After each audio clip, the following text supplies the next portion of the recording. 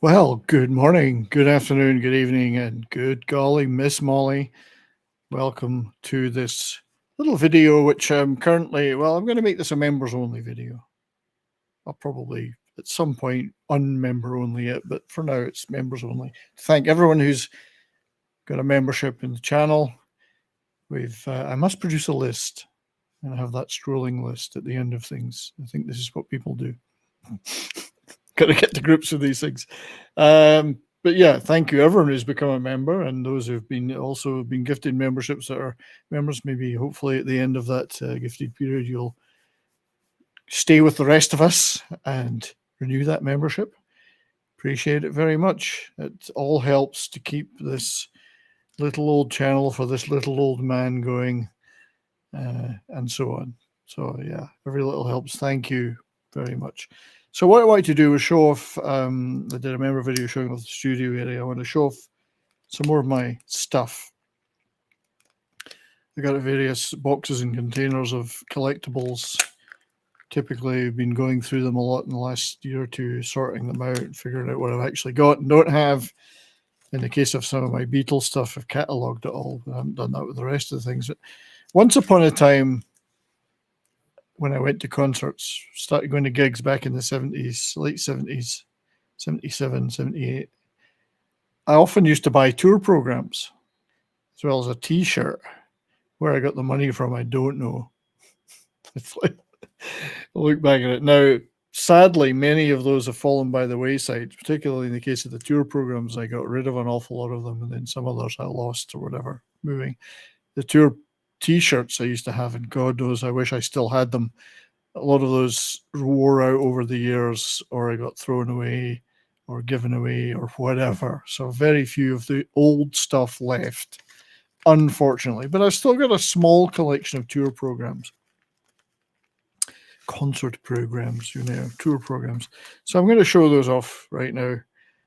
This one I did show on air recently on the Kraftwerk show that we did when it's only talking roll, the Kraftwerk tour program from the gig at the Brixton Academy in 2000 something.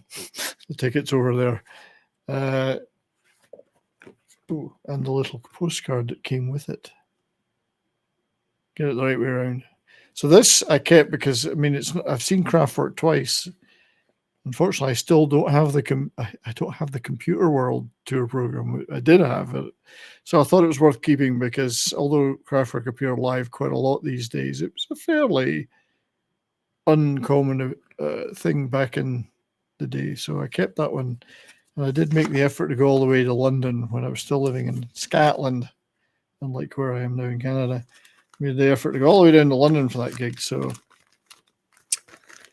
that was one that I've kept and will continue to keep over the years, despite not being able to get it back in the plastic bag.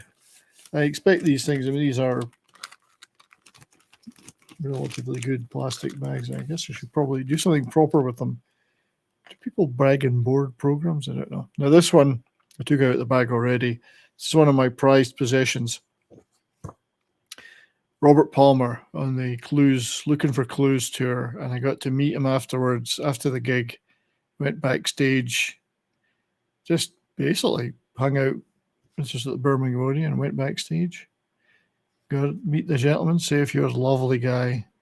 Got it signed, the Clues tour. Brilliant gig. Sadly missed. Wonderful, wonderful performer, Robert Palmer. One of my all-time favorites.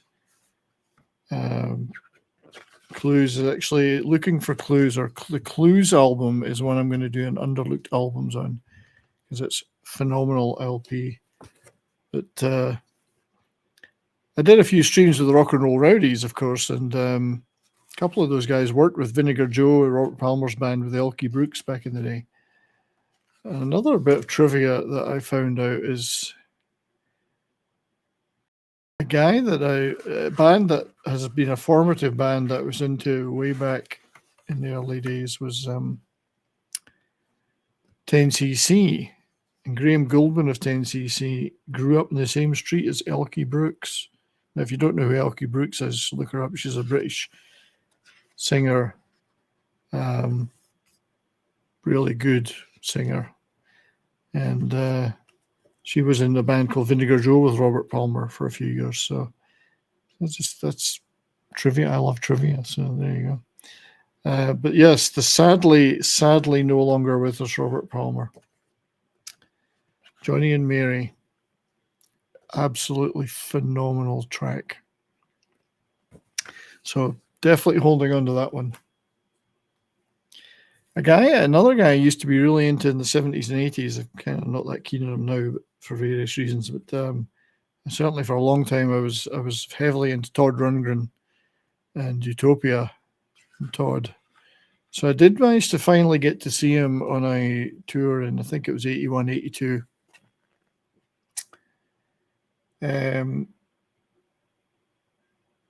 So I'm at a couple of the gigs on that tour, in fact.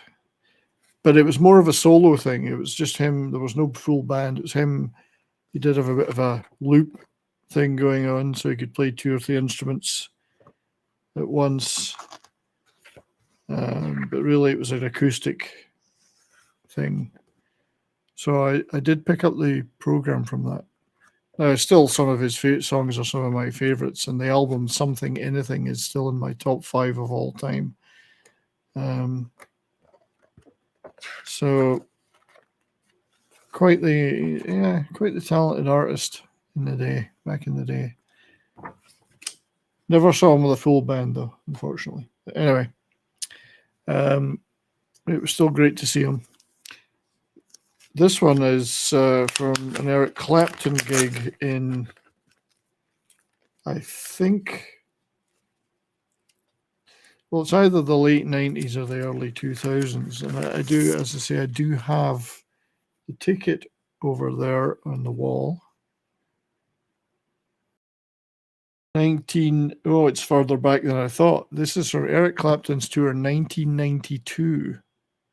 Not the first time I'd seen him. First time I saw him was in 1980, which was in Wolverhampton. And it was bizarre because it was a benefit for a West Bromwich Albion footballer. Apparently that was his team. And he did this benefit gig for a retiring footballer. So this was 24 Nights era. And I think it was the gig in Glasgow I saw him at. That's quite a nice shot of the crew at the end, actually.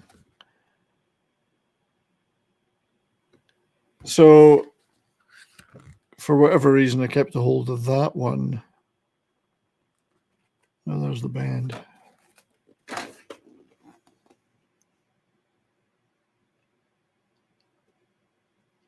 Ray Cooper with the glasses on in the middle.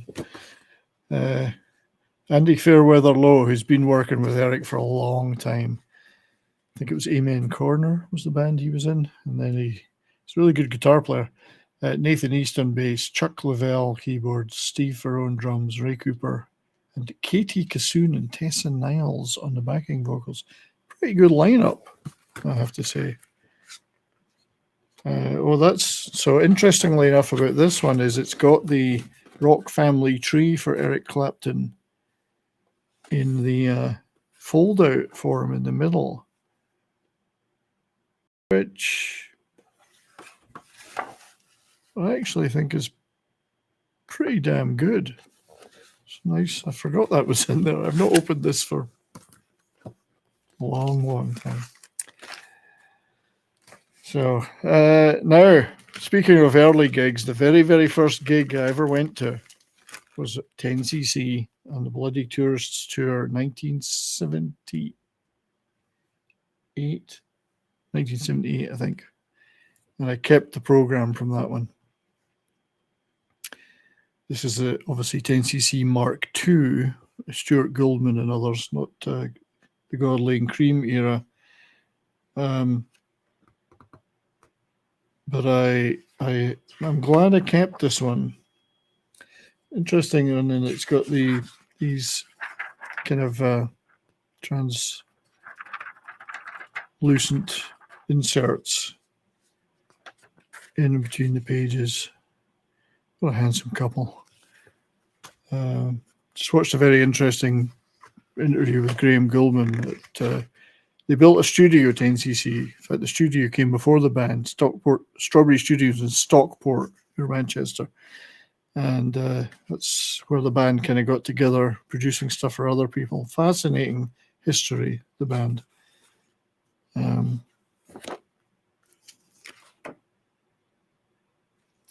Yeah, chronology. And then the fold out in the middle. Be careful of this, of that era of the band. Still have a deep affection for them. Did do an underlook bands on them way back when I wasn't very good at making videos. Well, some people may claim I'm still not very good at making videos. Anyway, 10cc, Bloody Tourist. Then I have two Queen programs. This is the 1980 tour, I believe. 1980 European tour, yeah. And I saw them in Birmingham at the NEC in December 1980. What a gig. Absolutely unbelievable night. Brilliant concert. What a band. I'm so glad I got to see them twice in concert. And it's even got the Flash Gordon advert in it. So that was the 1980 tour. I then saw them on what I believe to be their final ever gig at Knebworth Festival in 86 in the Kind of Magic era. And I kept the program from that too. Got to see what I'm showing here. There you go. The Magic Tour. And again, another absolutely phenomenal concert. This one came actually with a poster in it too, from the Kind of Magic video. A band at the absolute height of their powers, just 150,000 people, and it was like nothing ever before or since. What a gig. So held onto that one for sure, from 1986. Now, there's three here that were gifted to me by our great friend Legalized Adulthood. Recently gave me these three who, now I have been at some of these tours. I wasn't at the 2022 one, but that's the 2022 tour program. Thank you to Legalized Adulthood for giving me one of his copies of that. He also gave me this one, which has got a great cover. This is from the, not sure what tour this is from. And without my glasses, hard to read, but he gave me this one. It's a beauty. Absolutely. He'll know which year it's from, which gig.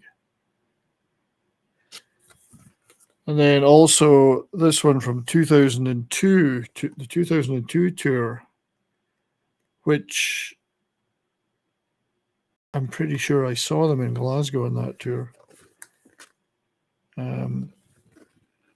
John Entwistle obviously still with us at this point. What a great picture. What a great band. I've seen The Who multiple times, and I don't have the program from the first time I saw them in 1979 or 80. It was the first gigs they did after Keith Moon had died, and Kenny Jones was in the band. They played in Edinburgh, and I had the program from that, and I don't know what happened to it. Disappeared. Someone might have half-inched it, as they say. This I did go to, though. This is the Quadrophenia tour. I had a backstage pass thing for this. Not that you got to meet the band, but you got posters and stuff and got to hang out behind the scenes for a while. Got that great picture. What a great band. So that was the Quadrophenia tour in 2012, which I did see. I did go to. This is my one. So a nice little collection of Who stuff there. Now, finally, these are not mine. These belong to my good lady wife, the next ones.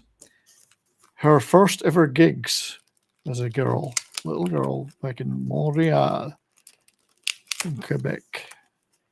Growing up in Montreal, she was a huge Stones fan. And she saw the Rolling Stones 3 times back in that era. 65 twice, 1965 twice, and 1966. This is the 1965, one of the 1965 programs, which she's kept till this day. That might even be a ticket.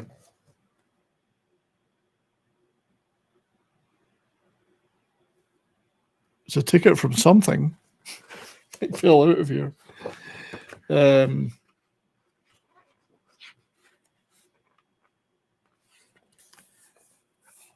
So I'm glad she kept these.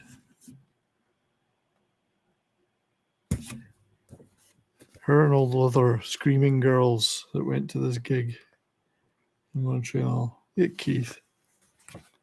Young Keith, before the ravages of time.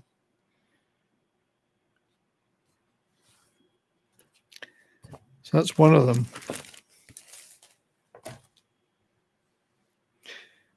Then I think she saw them again in 65. I'm not sure which one was the first out of these two. Maybe this was the first one. That was the second one. There's that one.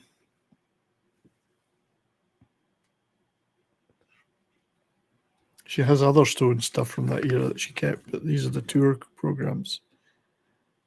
She did cut some bits and pieces out of them, though, because that's what you did. You didn't think, I'm going to keep this for 60 years. She cut stuff out and put it in scrapbooks, which she's still got. She's still got the scrapbooks.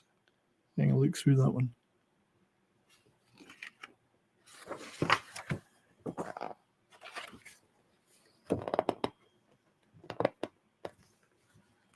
There you go. These are 60 years old, nearly. And then one from 66. I've seen the Stones live a few times too, but much later. 1980 was the first time I saw them. And then there's the 66 tour program. This one I think is intact. I don't think she cut anything out of this one. So I'm very pleased she hung on to these. See if we can find another image in here. It's really, this one is just, there's no writing in this, it's all just images.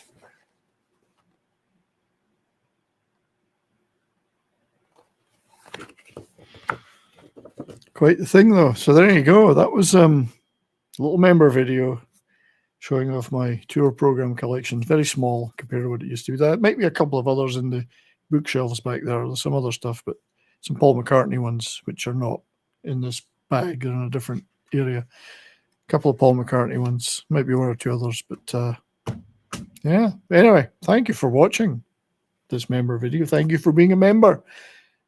Hopefully I'll be doing more member videos and maybe I'll member live stream soon. So till then, stay well, everybody. Keep on rocking. See you soon.